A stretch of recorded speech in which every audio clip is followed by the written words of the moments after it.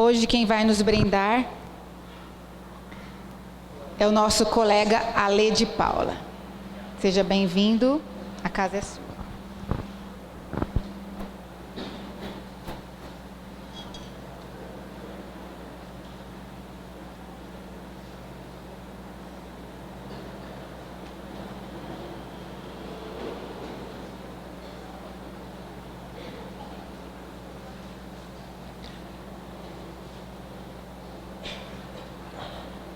Boa noite.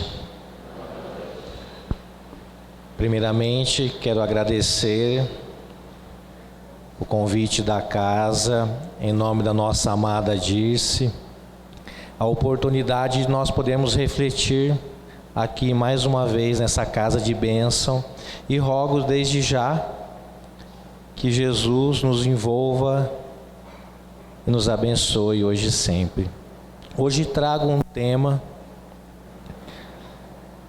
muito atual e sempre é muito bem-vindo refletir sobre. Hoje nós vamos falar sobre uma carta de Paulo de Tarso. Eu faço um estudo aprofundado das cartas de São Paulo. E estudando uma dessas cartas, eu me deparei em Romanos 12:2, com uma citação de Paulo dizendo: transformai-vos o vosso espírito. Isso me intrigou muito, tanto que eu comecei a pesquisar o porquê que Paulo estava endereçando essa carta aos romanos. Naquele contexto histórico, a igreja que ele fundara lá estava passando por uma turbulência e eles estavam perdendo um pouco o foco. E aí Paulo os adverte dizendo: transformai-vos o vosso espírito. E isso me chamou muita atenção, tanto que lendo um filósofo pré-socrático de nome Heráclito, e ele, numa célebre frase, nos fala assim, num trecho de um paper dele: nada é permanente, exceto a mudança. Ou seja, eu comecei a associar esse paper de Heráclito com a carta de Paulo, e isso me aguçou ainda mais a curiosidade. E eu fui buscar então nos evangelhos o que estava atrelado a essa carta de São Paulo e a essa frase de Heráclito. Então eu fui buscar no evangelho de João, que é um evangelho que eu gosto muito em particular, duas passagens no qual Jesus nos dá o mesmo direcionamento. Aliás, essas passagens são muito conhecidas de todos, mas vale a pena relembrá-la. Na primeira passagem, João nos fala, no capítulo 8, conta que Jesus, pela manhã, desce ao templo e começa a ensinar. Logo, envolto de uma grande multidão, onde os escribas e os fariseus trouxeram uma mulher pegada em erro ao centro onde estava Jesus, e disseram a Jesus assim: Mestre, pela lei, Moisés manda apedrejá-la até a morte. E tu, o que diz, pois? Jesus, como espírito dilatado, ele percebe a malícia que estão querendo tentá-lo em erro, e ele volta-se, curva-se ao chão e começa a escrever na terra. Eles, não contentes, tornam a perguntar por diversas vezes. Então Jesus se endireita, olha bem para eles e diz: aquele que dentre vós está livre de pecado, que atire a primeira pedra. Logo, Um foi saindo de mansinho, o outro também. Se lá eu estivesse, sairia correndo. E aí fica aquele célebre encontro entre Jesus e a mulher adúltera, onde Jesus chega mais próximo dela e pergunta: cadê aqueles que te acusaram? Ninguém te condenou? E ela, meia trêmula, meio atemorizada ainda, ela sem erguer a cabeça, diz a Jesus: ninguém. E Jesus diz a ela: nem eu também te condeno, vai-te em paz e não peques mais. Olha lá, vai-te e não peques mais. Jesus estava falando ali naquela passagem para aquela mulher e para todos nós, que há uma possibilidade de nós mudarmos as nossas vidas, os nossos comportamentos. Há uma possibilidade real de nós substituirmos as nossas tendências menos felizes e de melhorarmos nas nossas vicissitudes. Jesus estava falando para aquela mulher e para todos nós que há uma possibilidade real de mudança em nós. E ela vai estar em cada um aqui de nós, presente, latente, esperando nós mudarmos. Porque na verdade ele estava querendo dizer para todos nós que é possível nós construirmos novas posições, novos comportamentos, que é possível nós mudarmos, alterarmos a nossa trajetória. Em outras palavras, ele quis dizer assim para ela: olha, você se equivocou nas suas escolhas, mas não tem importância, segue em frente, mas toma cuidado, não erra mais não. Entre outras palavras, Jesus estava advertindo ela dessa maneira, mas Jesus fala isso para nós todos os dias, todas as horas.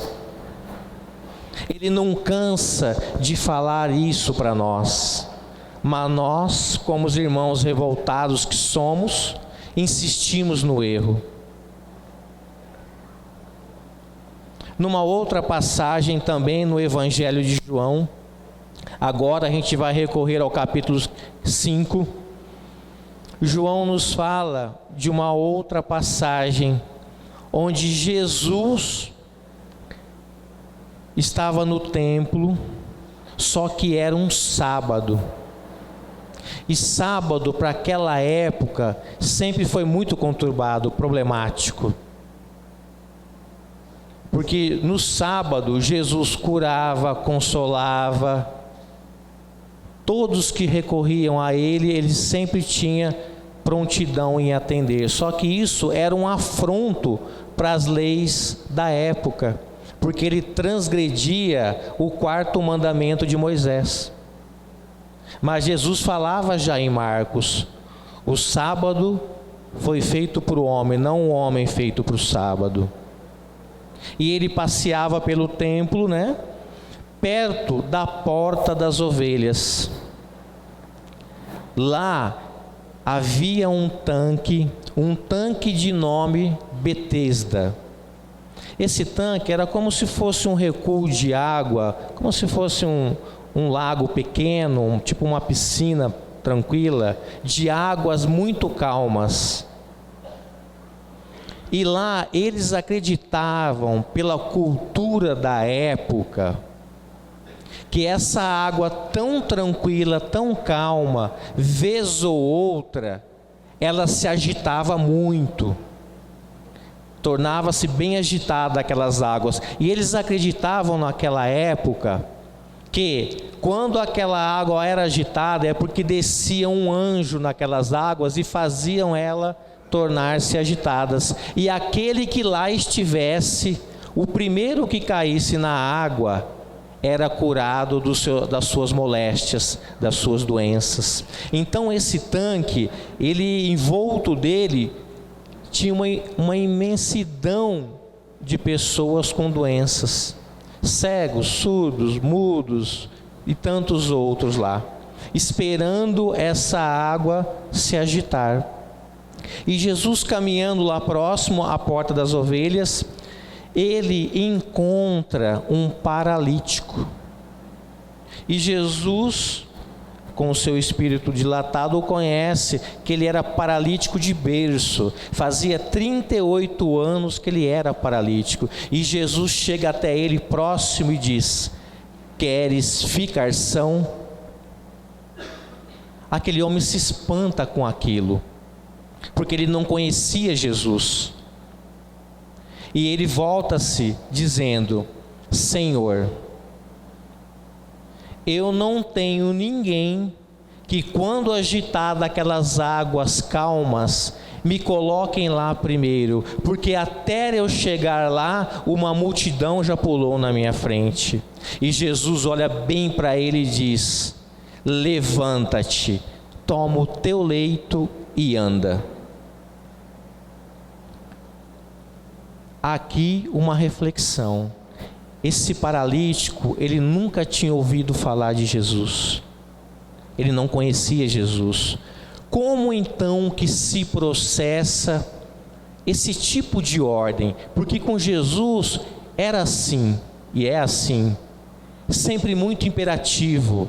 Vai-te, levanta-te. Ele fala para Lázaro: caminha, para.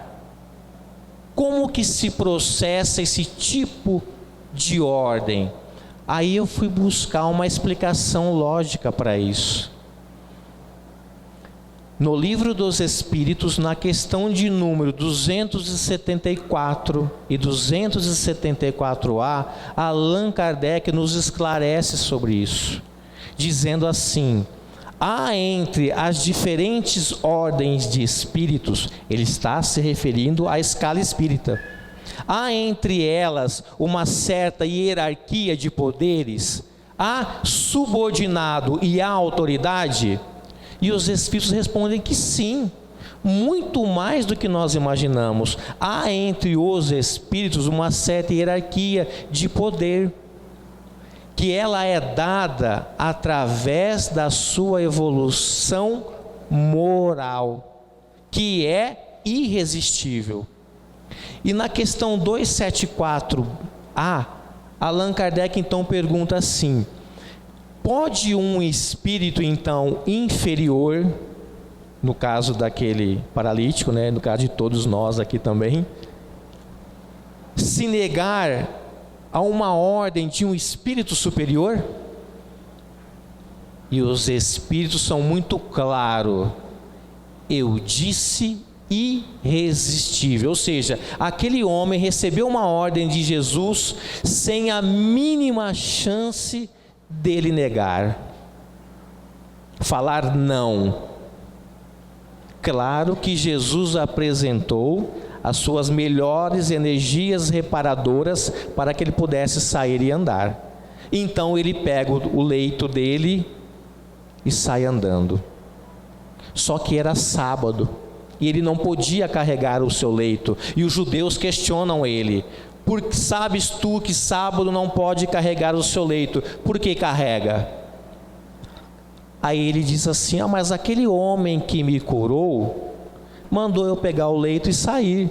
Quem que te curou? E tentaram procurar Jesus, e Jesus já tinha se perdido no meio da multidão. Só que nas escadarias do templo, Jesus torna a encontrar ele com um leito na mão e diz a ele: eis que já está são, vai-te e não peques mais, para que não te suceda algo pior.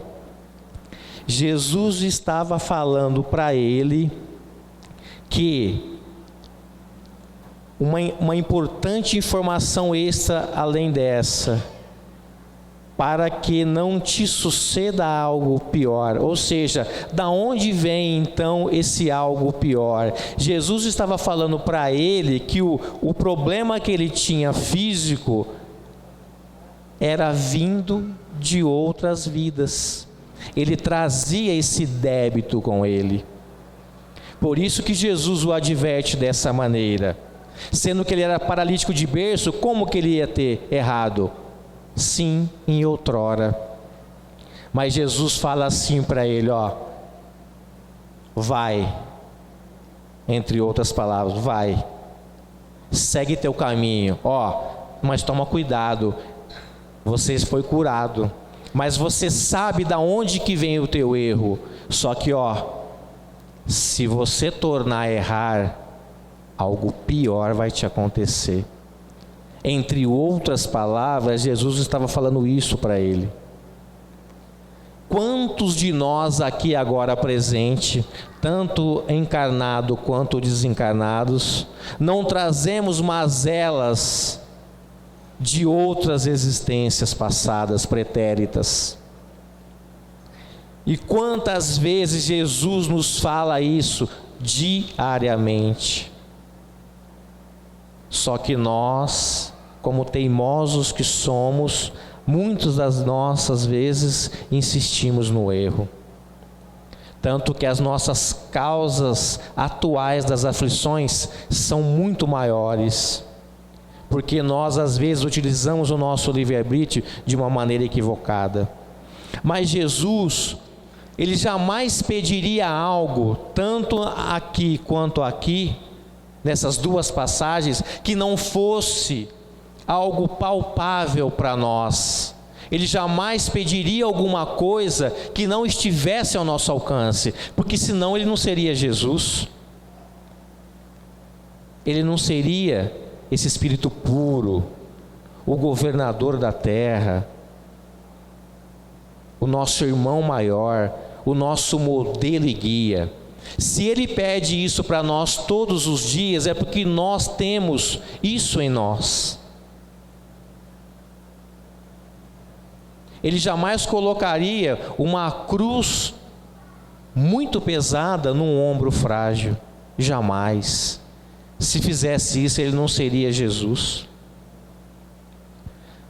Então Jesus veio para nos alertar sobre isso, para trazer uma nova releitura. Tanto que ele fala em Mateus 5,17: eu não vim destruir a lei, nem os profetas. Eu não vim anular, mas sim cumpri-la. Ou seja, Jesus não veio mudar nada. Ele veio nos trazer uma nova releitura da atual lei que nós tínhamos. Porque devido ao nosso coração tão endurecido naquela época, pelas leis de Moisés, era tipo olho por olho, dente por dente, porque os nossos corações eram muito endurecidos. E se fazia, e Jesus veio não para mudar essa lei, mas para dar uma nova releitura a ela. Ele veio nos exemplificar essa lei de uma outra maneira, trazendo ela mais branda, a lei do amor, que nada mais é do que a prática incessante no bem. E isso tem que estar muito bem colocado em nós, para que haja a nossa mudança necessária. Por que que Jesus fala que não veio mudar a lei? Porque muitos ainda têm uma visão muito equivocada sobre isso. Pensa que Jesus veio trazer uma nova lei. Não. Qual é o maior mandamento? Quando Jesus é questionado, ele não inventou essa lei de pronto. Amarás o Senhor teu Deus. Agora os encarnados, vai. Isso, mas essa lei já estava lá. Ela estava em Deuteronômio 6,5. Olha lá, ó. Amarás, pois, o Senhor teu Deus de todo o teu coração, com toda a tua alma e de todas as tuas forças. Isso já estava escrito nas leis de Moisés. Só que ele veio trazer uma nova releitura para nós. Ele veio exemplificar essa lei dando um novo perfil para ela. Tanto que, continuando, né, e o segundo, agora os encarnados. Amarás o teu próximo como a ti mesmo. Levíticos 19 e 18. Já estava lá também. Ele não veio trazer nada de novo para nós. Ele veio nos mostrar como nós devemos exemplificar isso, como que nós devemos reler essa lei, mostrar na prática. Nada de novo, mas ele veio nos exemplificar isso. Tanto que é o seguinte,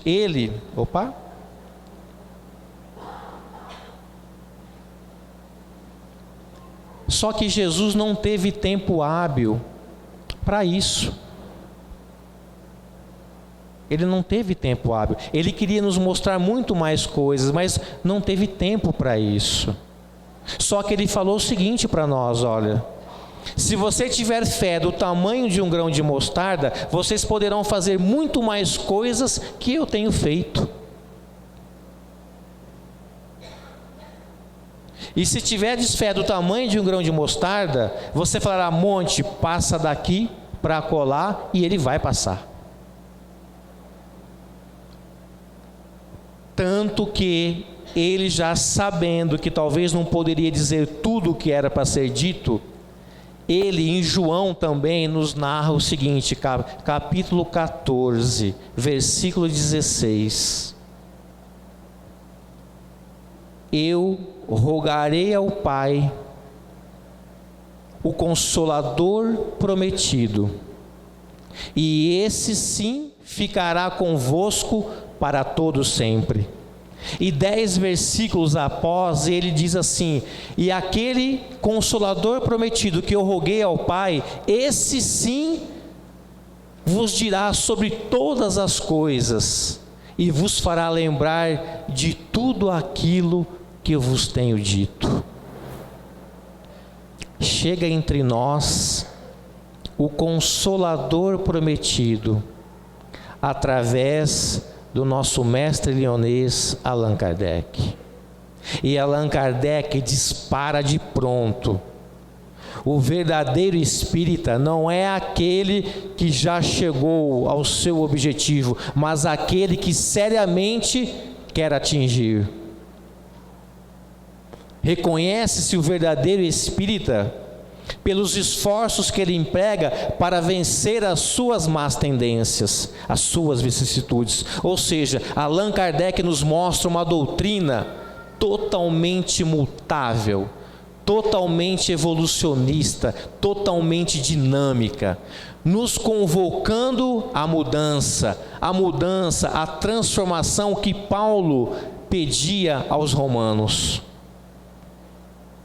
Allan Kardec está nos convocando a isso, pois a doutrina é uma doutrina de mudanças, tanto que nós somos fadados à perfeição. Tanto que Allan Kardec nos dá importantes informações na questão da natureza do espírito, que somos nós. Questão 76 de O Livro dos Espíritos: somos seres inteligentes da criação. Olha, é isso que nos distingue das outras classes. Somos criados além do mundo material. Somos imortais, não morremos jamais. Como diz a questão 115 no seu comentário, somos criados simples e ignorantes, e vamos caminhando gradativamente até a perfeição.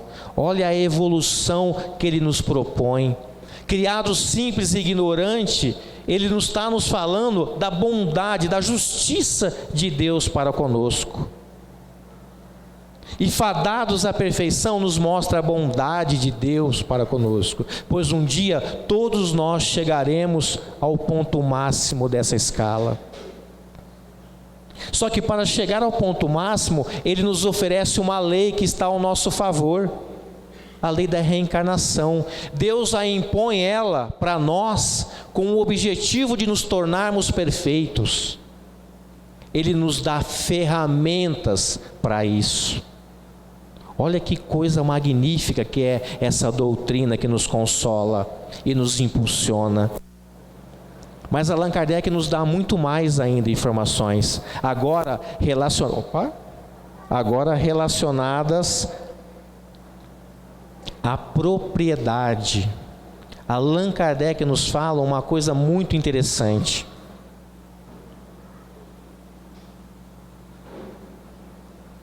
A única coisa que de fato pertence a nós, ele faz uma tríade: inteligência, vontade e pensamento. Olha que coisa magnífica. Nós temos 3 grandes ferramentas que está com todos nós. Isso é inerente a nós. Vamos passar uma por uma rapidamente para a gente poder ter uma ideia. Olha lá, inteligência. É uma faculdade própria nossa. E é isso que nos distingue, que ela aliada ao pensamento e à vontade nos dá consciência de sermos. Olha lá, da nossa individualidade, da nossa existência. Ela estabelece relações com o nosso meio interior e exterior. Olha lá. E lá, olha o detalhe final: de prover as necessidades e mudanças. Por isso que a nossa doutrina é dinâmica, ela nos chama a nossa reforma, porque ele nos dá condições para isso. Olha lá, pensamento, vontade, ela gerencia os nossos atos mentais, ou seja, os nossos pensamentos. Nós sabemos que o pensamento é uma força viva em nós. Allan Kardec, na Revista Espírita de 1866, nos fala assim: pelas leis fluídicas compreendemos o poder do pensamento.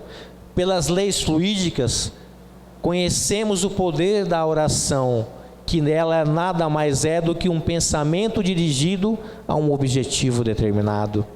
Então as leis fluídicas nos falam no pensamento, ou seja, o pensamento é força viva. E nós temos ele em nós. Por isso que nós temos que nos policiar na questão do pensamento. Olha lá, é uma força criadora, construtora, que molda a matéria organizando formas abstratas ou concretas, que juntamente, olha lá, com a vontade, são os elementos plásticos e organizadores.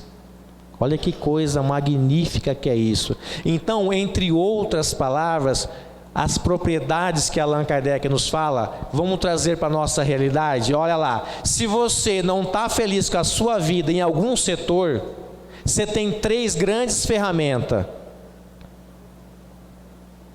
inteligência, vontade e pensamento. Com essas 3 ferramentas você consegue mudar. Tanto que, olha lá, questão 114, aqui ele se refere logo após a escala espírita, quando ele começa a entrar na lei da reencarnação, ele fala sobre a progressão dos espíritos. E ele fala assim: os espíritos são bons ou maus por natureza, ou eles mesmos se melhoram? Olha lá, somos nós mesmos que buscamos a nossa melhora, e nós melhorando-se, passam de uma ordem inferior para uma ordem superior. É assim que nós vamos galgando os degraus na escala espírita. Depende de nós. Olha lá outra: o homem poderia sempre vencer as suas más tendências pelos seus próprios esforços. Fecha aí, vamos entender. eu tenho algum vício, alguma vicissitude, alguma coisa não muito legal, muito negativa em mim. Eu posso, por mim mesmo, dar um jeito nisso? É isso que Allan Kardec está perguntando. Olha lá, sim. E às vezes com muito pouco esforço. O que falta é vontade. Aqui ele está falando para nós que nós nos comprazemos muitas vezes com o erro. Nós nos acomodamos no erro. Para que eu vou mudar? Assim tá bom. Continua errando. Porque olha lá, como são poucos os que se esforçam.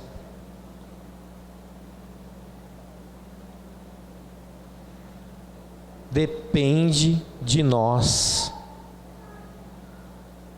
Nada é permanente, exceto a mudança. Transformai-vos o vosso espírito. Vai-te e não peques mais. Depende de nós. Muitos aqui podem estar perguntando: esse cara pensa que é fácil. Ele pensa que é muito fácil. Eu não sou muito de falar em palestra de uma questão pessoal, mas aqui eu me sinto em casa. Eu vou falar por mim agora. Fácil, de maneira nenhuma. Eu sempre digo que você lutar com alguém na rua é muito fácil. Agora, você olhar para o espelho e lutar com você mesmo é muito difícil. É muito difícil. Só que falo uma coisa: é possível. Falo por mim, é possível. Tudo que faz diferença na sua vida até hoje, fácil nunca foi, mas é possível. Vamos fazer um exercício mental agora? Volta um pouquinho na tua vida, em certas ocasiões em que você se defrontou com alguma ocasião e falou assim: ai meu Deus, eu não vou dar conta disso, eu não vou conseguir. E hoje você está aqui, você conseguiu transpor. Fácil foi? Não, nunca será fácil. Mas é possível. E tudo o que realmente vai fazer a diferença na tua vida nunca vai ser fácil, mas é possível. Tanto que hoje nós estamos aqui reunidos. É só você fazer um exercício de regressão, olhar um pouco atrás da sua vida, e você vai ver que o que eu digo faz sentido. Porque cada um aqui traz uma bagagem, um histórico de vida. Claro que uns mais conturbados, outros menos, mas todos nós temos isso. Tanto que nunca ninguém falou para nós também que seria fácil, hein? Porque Jesus, ao seu tempo aqui, quando esteve entre nós, já falava: eu te digo isto porque em mim tenhais paz, porque no mundo tereis aflições. Mas tende bom ânimo, eu venci o mundo. Mas muitos podem pensar assim, né? Mas Jesus é Jesus. Sim, se ele falou isso, isso também é aplicado a nós. Tende bom ânimo, eu venci o mundo. Tende bom ânimo, nós também podemos vencer as nossas más inclinações também. Construirmos novas posições, isso também é possível. Não precisamos ser espírito puro igual Jesus. Dentro da nossa realidade, nós podemos mudar muita coisa. Basta termos vontade. E isso está em cada um, como diz Allan Kardec: inteligência, vontade e pensamento. E sempre seguindo essa máxima: ajuda-te, que o céu te ajudará. O que vocês entendem sobre isso? Porque às vezes no movimento espírita, trocando ideia com pessoas, a gente vê um certo equívoco em traduzir essa máxima de Jesus. O que vocês entendem sobre isso?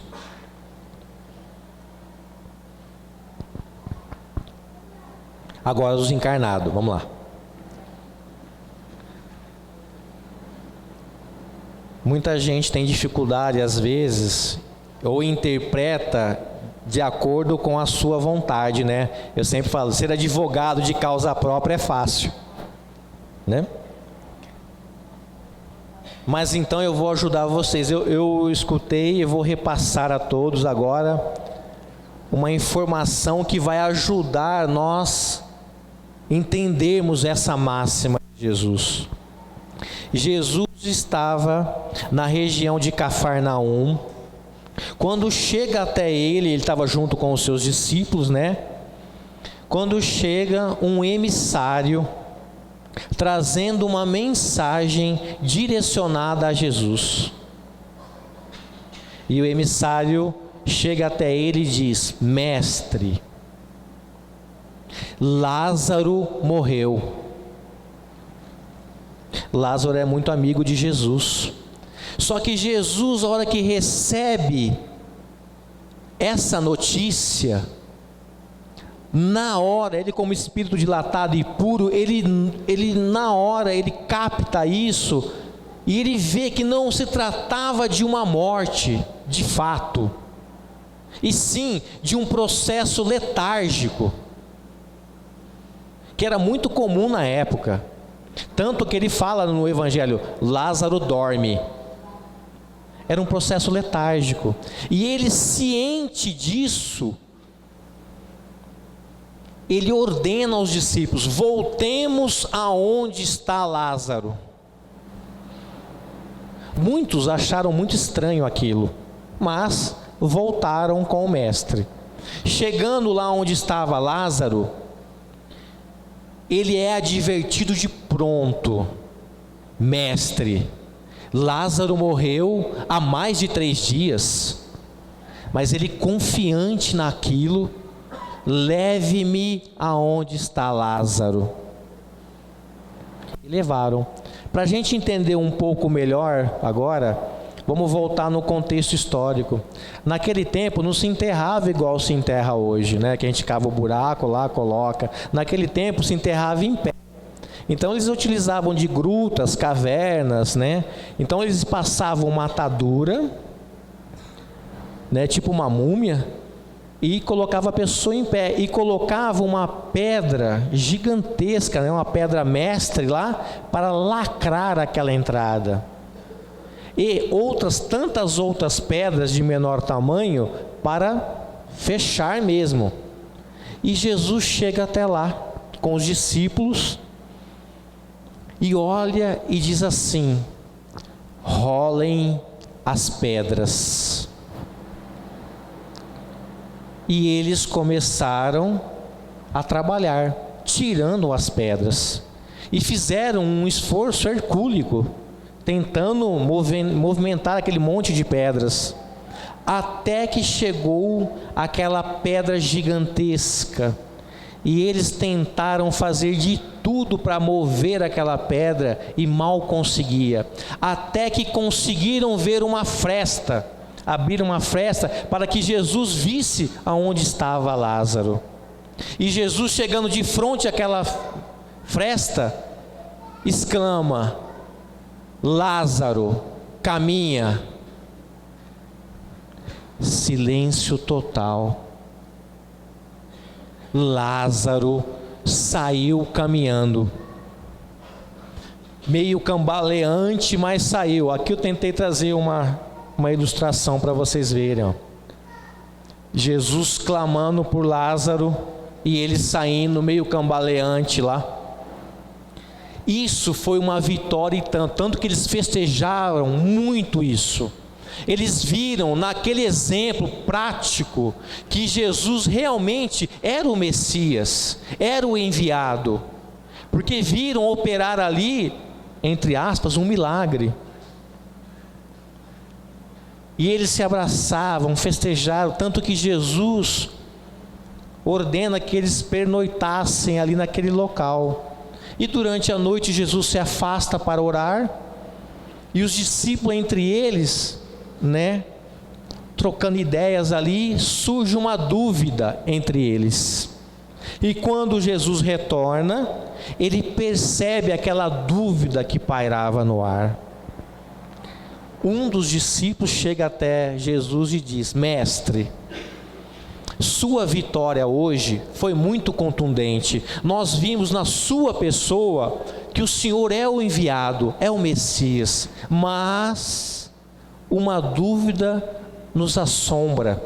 E se lá também eu estivesse, eu também teria essa dúvida. E Jesus, na sua bondade, qual é a dúvida? Mestre, se o Senhor falou para Lázaro, morto, Lázaro caminha, e Lázaro saiu caminhando, por que o Senhor não chegou assim e falou: pedras, saiam do caminho, e as pedras não saíam? Sabe qual foi a resposta de Jesus? Carregar pedras vocês já podem, ressuscitar mortos ainda não. O que compete ao discípulo, o mestre não põe a mão. Depende de nós isso. Nós somos responsáveis por isso. O que depende de nós tem que ser feito, porque a partir daí o céu começa a nos ajudar. E quais são as diretrizes para isso? Olha lá. Primeira coisa, nós temos que ter ação. Nós temos que ter uma força que nos impulsiona a sair dessa zona de conforto. Se eu quero mudança, tem que partir de mim isso. Eu tenho que querer, porque vai depender de mim. E eu tenho 3 grandes ferramentas para isso. Eu tenho que sair disso, dessa zona de conforto, dessa zona de coitadinho. E eu tenho que buscar um caminho. Mas qual que é o caminho que eu busco? Eu tenho que tomar muito cuidado. Qual que é o caminho que eu estou traçando na minha vida? O que eu quero para mim nessa reencarnação? Eu quero me melhorar, eu quero progredir, avançar, ou eu quero estacionar e tanto faz quanto fez? Eu quero ajudar os meus mais próximos, alavancar também o progresso deles, ou tanto faz também quanto fez? Muitos podem perguntar assim: mas como o caminho? Como a Fabiana disse aqui, essa casa que nos acolhe, ela nos dá as ferramentas para isso. Olha a extensa lista de atividades que ela deu aqui na casa: palestras, passes magnéticos, água magnetizada, trabalho de desobsessão, mais palestras.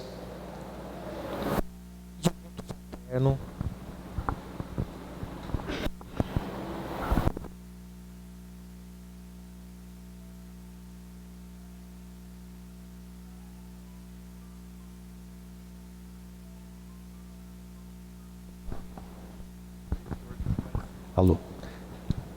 Atendimento fraterno e tantas outras obras assistenciais que aqui nós temos a oportunidade.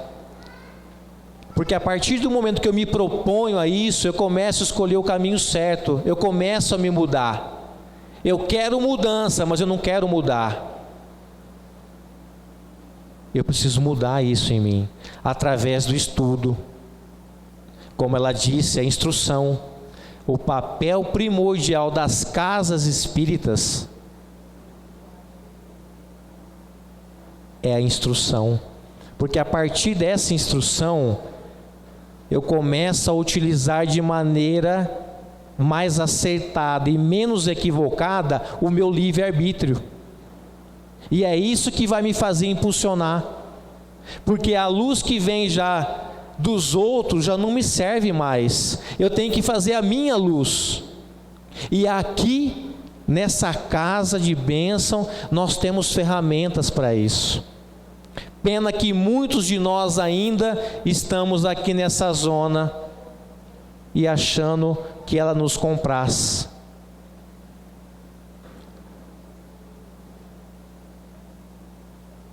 Às vezes eu quero que o outro muda, mas eu não tenho coragem de mudar.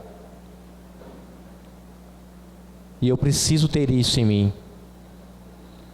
Vocês já se perguntaram o que Deus controla? Tem muitos que falam assim, se Deus quis, vai ser.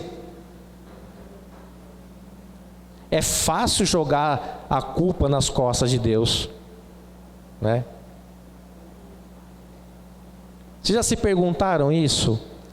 O que Deus controla? Deus controla as leis que Ele cria, que são as leis naturais. E Ele nos deu, dentro dessas leis, da lei de liberdade, Ele nos deu um quesito chamado livre-arbítrio, que compete a nós utilizarmos.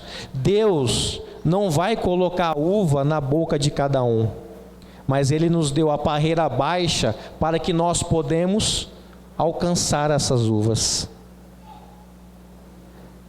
Nós decidimos através do nosso livre-arbítrio. E essas decisões estão criando circunstância. Então, se na sua vida tem alguma coisa dando muito errado, fique esperto. Olha o caminho que você está cuidando. Porque se você está nessa, às vezes, muitas vezes, é você mesmo que está tomando decisões, e essas decisões estão criando circunstâncias. Se elas não são muito agradáveis, então as suas decisões também estão sendo nesse mesmo lema. Se eu quero mudar isso, eu tenho que decidir melhor. E através do conhecimento, através do trabalho, da caridade, do estudo e de tudo mais que aqui é a casa, nós vamos acertar mais. E concluindo, transforme-se. Nós somos o secretário das nossas vitórias, mas nós também, por outro lado, somos o secretário das nossas derrotas. Depende de cada um aqui. Que Jesus, na sua divina bondade, possa tocar cada coração de vocês e dilatar a sua mente, a fim que você possa começar a se reformar, porque somente a partir de uma reforma íntima nós começamos a mudar. Que Jesus abençoe hoje e sempre, e mais uma vez muito obrigado pelo convite, e é um prazer imenso estar aqui, tenho um carinho muito grande pela casa. Muito obrigado a todos.